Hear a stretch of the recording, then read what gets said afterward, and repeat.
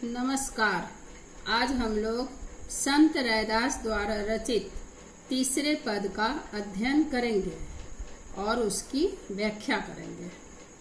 तीसरे पद में भक्त रैदास जी ने ईश्वर की व्यापकता तथा जीव की सूक्ष्मता की ओर संकेत किया है। अविगत नाथ निरंजन देवा, मैं का जानू तुम्हारी सेवा। अविगत अर्थात अज्ञात यानी ईश्वर और उसकी सत्ता यद्यपि संसार में व्याप्त है, किंतु अदृश्य ईश्वर हैं। अदृश्य होने के कारण उन्हें अविगत कहा गया है। जो नित्य तो हैं, परंतु जिसका नाश नहीं होता है। नाथ यानी सबका स्वामी, निरंजन यानी अंजन रहित, ईश्वर का एक विशेषण निरंजन, दोष रहित। रैदास जी कहते हैं, हे प्रभु, आप अविगत हैं। आपके बारे में सब कुछ व्यक्त नहीं किया जा सकता है। आप तो परमानंद हैं, निरंजन हैं। अतः मैं आपकी सेवा क्या जानूं। यहाँ कवि रैदास की भक्ति दास्य भाव की है। वे ईश्वर की अपार शक्ति और महिमा के सामने अपने आप को तुच्छ समझते हैं। बांधू न बंधन, छाऊं न छाया, तुम ही सेऊं निरंजन राया। संत रैदास ईश्वर की व्यापकता का बखान करते हुए कहते हैं कि हर व्यक्ति तो सीमा में बद्ध है, परंतु ईश्वर असीम है। उन्हें संसार के किसी प्रकार के संबंधों में बांधा नहीं जा सकता है। ब्रह्मांड के कण कण में व्याप्त अलख निरंजन को तो सेवा भाव की सहजता से ही प्राप्त किया जा सकता है। अतः हे प्रभु, मैं आपकी सेवा करता हूँ। चरण पताल शीस असमाना, सो ठाकुर कैसे संपट समाना।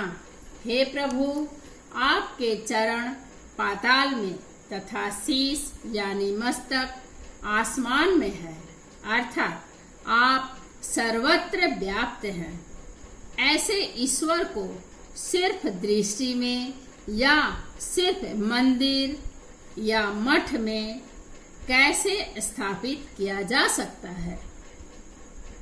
शिव सनकादिक अंत न पाया, खोजत ब्रह्मा जन्म गंवाया। हे प्रभु, आपके गुणों का गान करते हुए उसका अंत जब शिव सनक आदि ऋषि मुनि गण नहीं पा सके, ब्रह्मा को भी कई जन्म लेना पड़ा। ऐसे परमेश्वर के लिए मैं क्या कर सकता हूँ। तोड़ू न पाती पूजो न देवा, सहज समाधि करो हरि सेवा। ऐसे प्रभु को, परमेश्वर के लिए आपके द्वारा ही बनाए गए पत्र को तोड़कर आपके ही ऊपर चढ़ाकर मैं पूजा नहीं करता। यहाँ रैदास जी बाहरी आडंबर, बाहरी दिखावा के द्वारा पूजा करने के घोर विरोधी हैं। संत रैदास दिखावे की भक्ति करना नहीं चाहते, बल्कि सहज समाधि यानी ध्यान तथा परोपकार के माध्यम से ही प्रभु सेवा करना चाहते हैं और करते भी हैं।